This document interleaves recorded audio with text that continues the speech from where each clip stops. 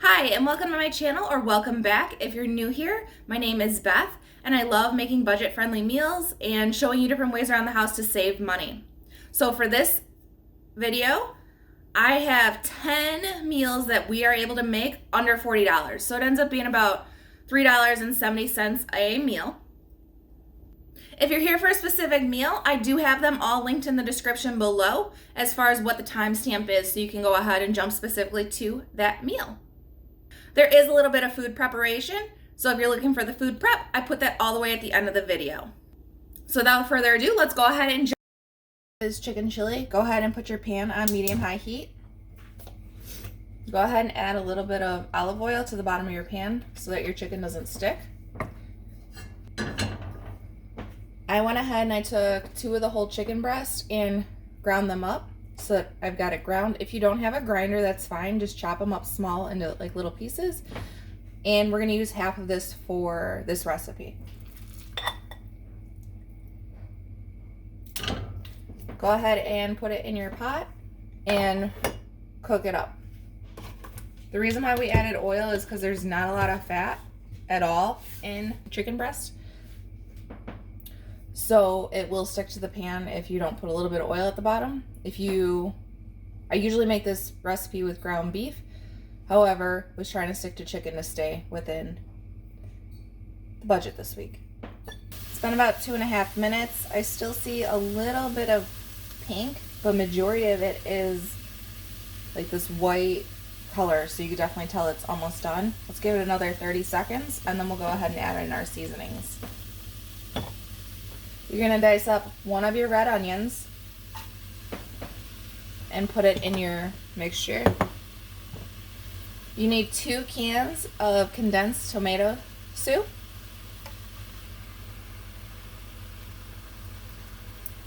And about halfway with water just to get everything out of them.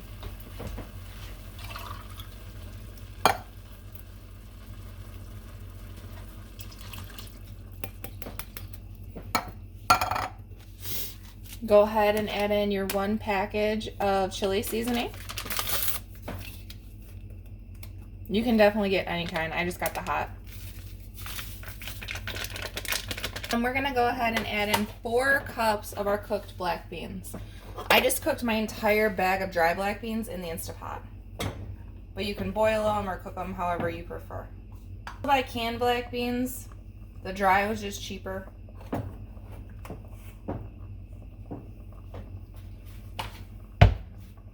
The dry was cheaper and you got more black beans for it, so I knew I could bulk up some of these recipes more for the same amount of price.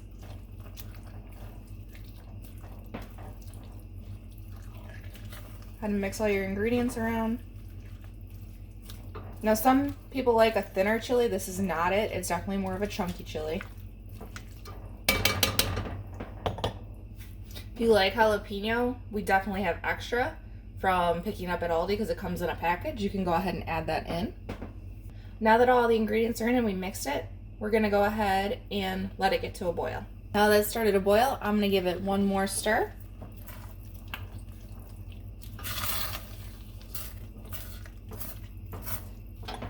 Go ahead and place your lid on. Go ahead and reduce your heat to medium-low. And we're gonna let that simmer for 15 minutes or until it gets thick. Now that it's been 15 minutes, you can go ahead and remove the lid. You can see it's thickened up and it's ready to serve.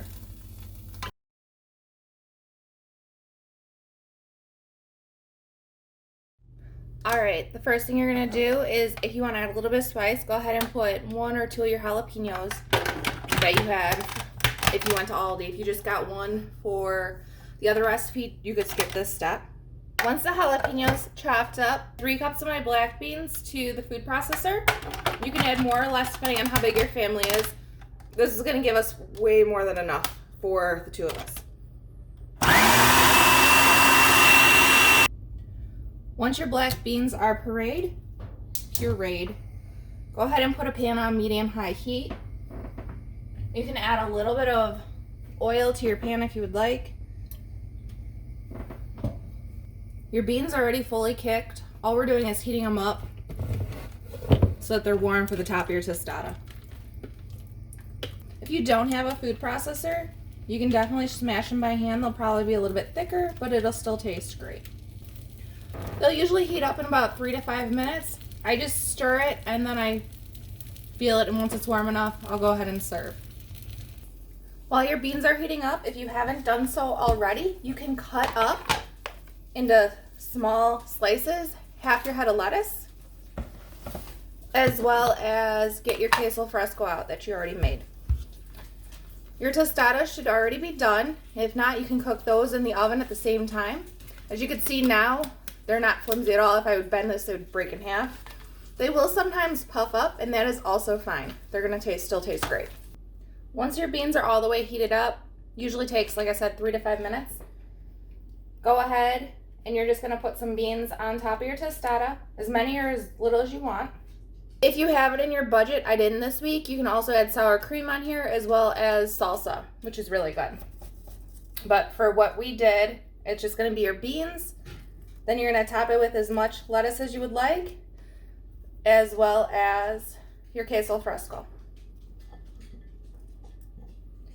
And it's ready to eat.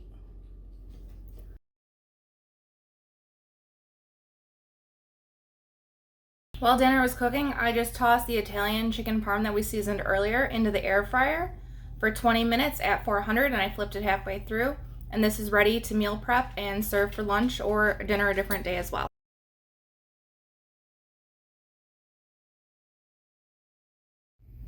Go ahead and heat your pan up and put about a tablespoon of oil. You want it on medium high. After it's there for about a minute, go ahead and take your chicken breast. I went ahead and cut it in half.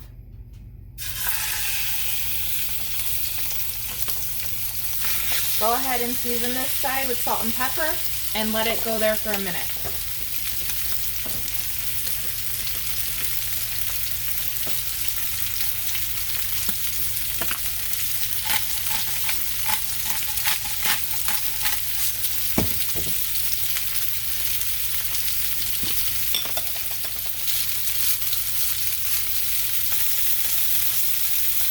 Once it's been a minute, go ahead and flip your chicken breast over.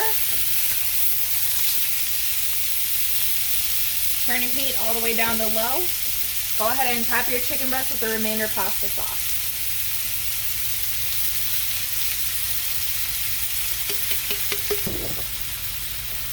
Put your lid on and let it sit there for 10 minutes. Once 10 minutes has passed, turn off your heat and let it sit for another 10 minutes with the lid on. Okay, now that it's been 10 minutes off, we're gonna go ahead and remove the lid. It's ready to serve. So I'm gonna go ahead and put it on my plate, and then I'm gonna sprinkle a little bit of the leftover pepper jack cheese on top. There you go.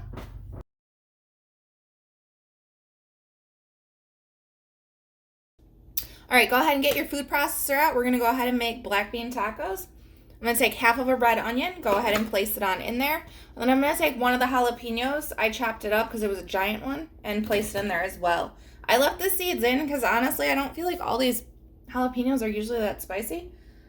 But again, everybody's got a different tolerance. Go ahead and place your lid on and chop those up. Now that everything is chopped up, we're gonna go ahead and scrape the sides so that it puts it all at the bottom. And then we're gonna go ahead and add in our black beans. I've got about 2 cups of black beans left, so I'm just gonna head and add those in. And again, just go ahead and mash them up. You're gonna have to add a little bit of liquid. If you wanna add some oil, you can, or I forgot to actually save the bean liquid, which I usually do, so I'm just gonna add a little bit of water. All right, now that it's all chopped up nice and chunky, get this out of the way. You did put the jalapeno in there, just be careful. If it's spicy, it might hit you a little bit when you take off the lid. Go ahead and get out a cookie sheet or a sheet pan. And we're just gonna go ahead and scoop it, kind of like we're making patties. I just think it's easier later to cook it if they're that way. So I try not to make them too much bigger than my spatula would be, because that's how we're gonna flip them later.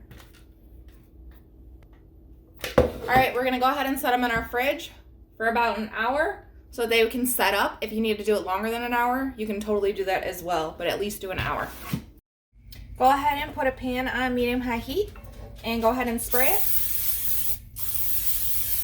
Once your pan is heated, go ahead and grab like your black bean patties and put them in your skillet. Depending on how big your skillet is, you might be able to fit all of them. I think I'm only gonna be able to fit 2 without them crowding. Go ahead and leave them here for about 5 minutes, and then we're gonna go ahead and flip them over. All right, it's been 4 minutes. We're gonna go ahead and flip them over.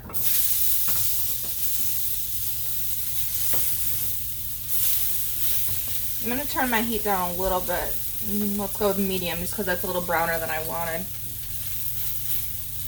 We're gonna let that go for another 3 minutes.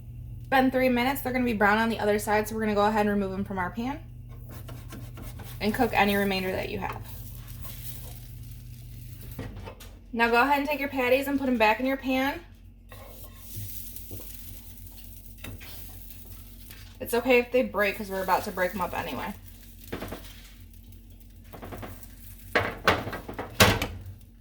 The reason why I do them in patties is they seem to crisp and brown a little bit better. We're just gonna go ahead and mash them up. Kind of so it looks like ground beef even though it's not. Once that's heated all the way up, you can go ahead and start putting it on your tortillas and it's ready to serve.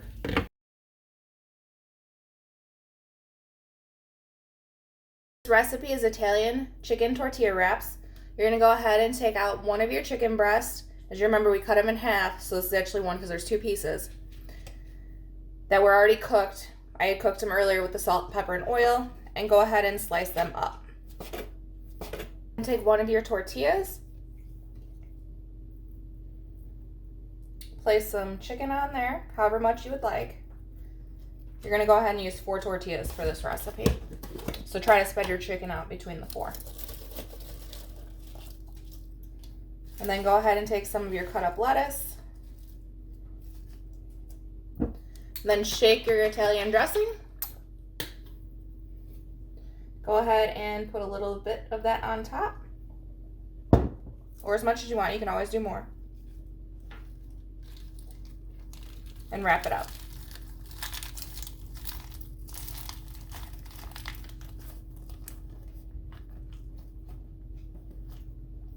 You might have to use a toothpick to get it to stay shut, or just put the fold at the bottom. If you're gonna eat them the next day or later for lunch, I recommend doing the dressing on the side and adding it that day.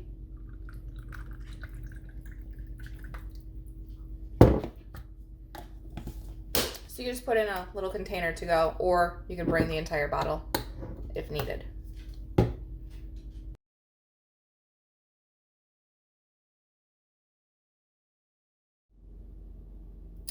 We're gonna go ahead and make black bean and cheese burritos.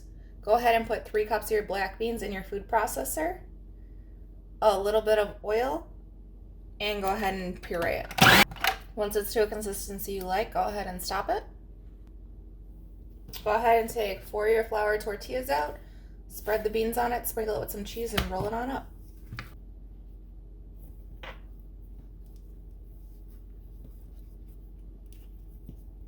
You can microwave when you're ready to eat. If you're at home, you can toss them in your air fryer for a few minutes and it'll go ahead and make them nice and crispy and brown.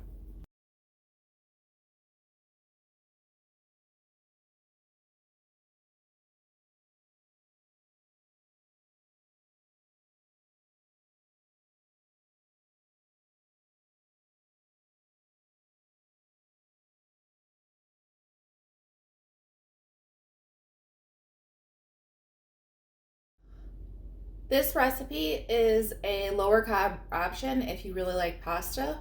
So the first thing you're gonna do is you're gonna take your whole head of cauliflower, go ahead and chop it up and rinse it.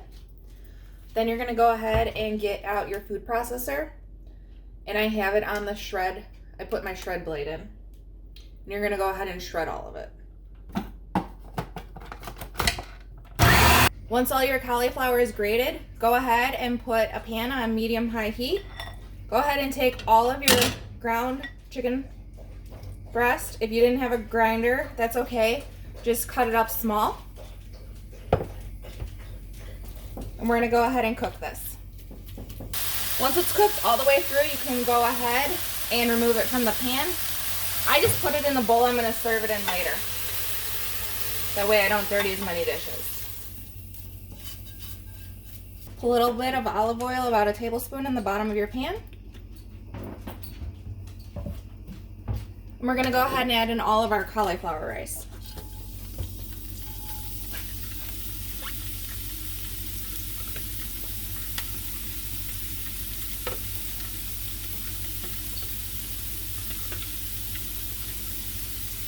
We're going to go ahead and let this cook down and saute for 1 to 3 minutes. This is one of my favorite meals to make when I have like a super busy day or if I'm trying to eat healthy, because there's a ton of vegetables in there and it tastes amazing and it comes together so quickly. If you want it to come together even faster than it already is, you can buy cauliflower rice already packaged and all you have to do is dump it in here then. Or sometimes it's a microwave and then dump in here. It's a little bit more money, but it definitely saves you some time. 3 minutes, it's about perfect now. I'm going to go ahead and add my chicken back in.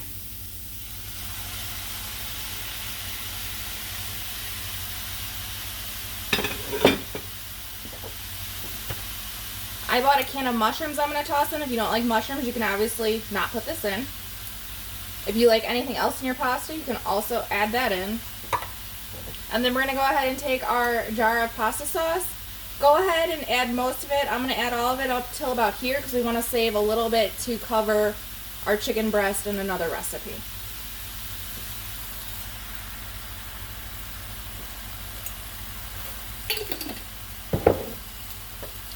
Then just mix it around.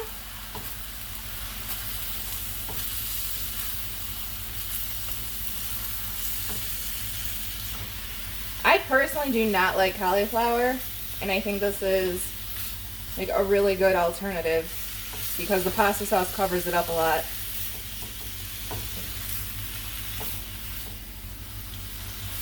Mix it in until it's combined and then it's ready to serve.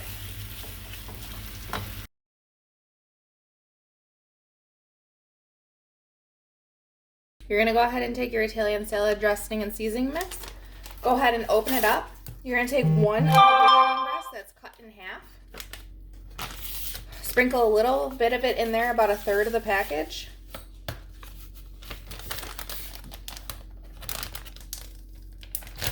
And then just go ahead and shake that up. And now this can sit in your fridge for tomorrow or 3 hours from now. You just want it to get a little bit of seasoning on there.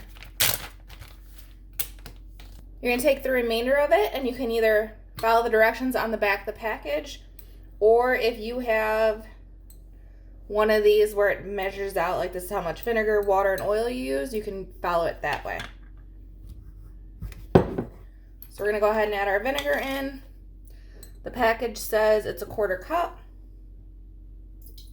You're going to fill the next line to water. Water to mine because I like to cut out some of the olive oil calories. And then you're going to fill the rest of it with oil to the line. Put the rest of your dressing mix into your container and then shake it up. When it's ready to use, it does recommend to, when you reuse it, you can refrigerate up to 4 weeks and then take it out so it's at room temperature an hour before, and then again shake it well. Sometimes when it's in the fridge, the oil will harden up a little bit. So I just take it out. I don't take it out an hour before, 15 to 20 minutes before, and it's usually soft enough to use.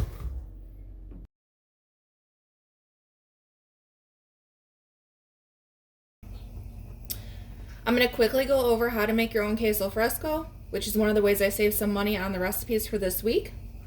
First thing you're going to do is dump your entire gallon of whole milk into a large pot and turn your heat on to medium high and wait for it to boil.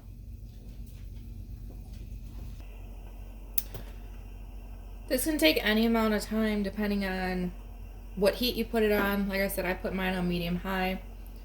I've had it take 15 minutes in the past. Sometimes I've had it take over 20 minutes. But we're just waiting for the foam to start rising. I do tend to stir it about every, like the first 10 minutes, I'll stir it. And then after that, about every 5, just to make sure nothing's burning on the bottom. You can use a smaller pot if you would like. It'd probably heat up quicker. But you really have to watch it then, because when it starts to rise, you don't want it to go over and have to clean up on your stove. So today it took 23 minutes. We could see here it's starting to slowly rise. Once it starts to rise, go ahead and turn your heat off immediately because you don't want it to go over. So you can see right now it's rising all the way up. Just go ahead and pop your heat off. That way it does not go over.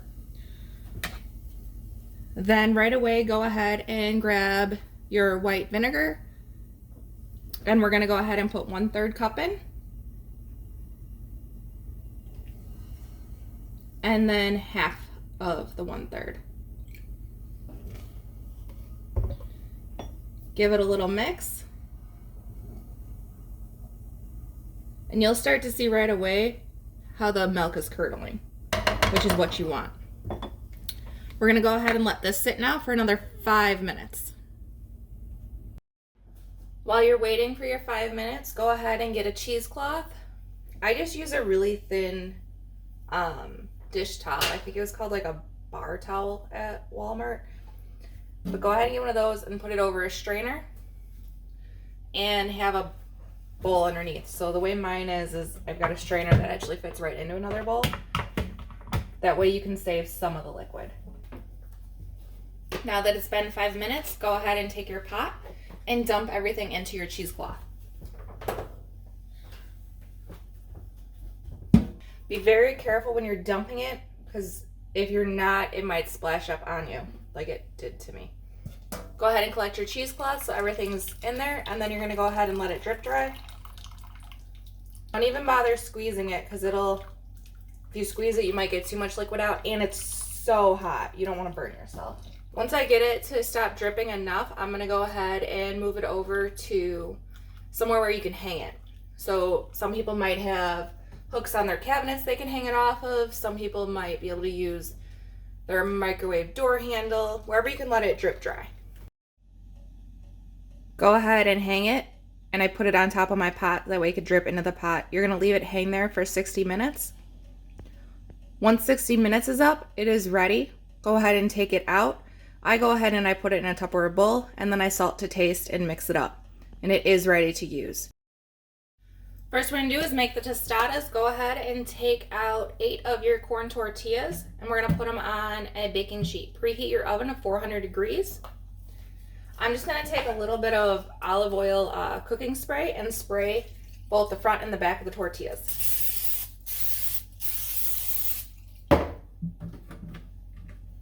This just helps them crisp up a little quicker in the oven. Go ahead and place them in the oven for 5 minutes. Then you're gonna take it out, flip them over, and put them back in the oven for another 5 minutes, and they're gonna go ahead and crisp up. Right now you can see they're very soft and flimsy.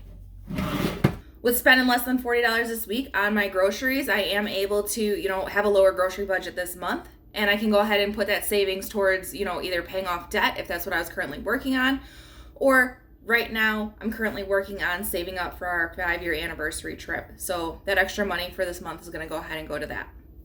If you've got some budget-friendly, delicious meals, go ahead and put them below. I would love to hear them so that, I can add them into my grocery and meal prep in the future. Thank you for watching.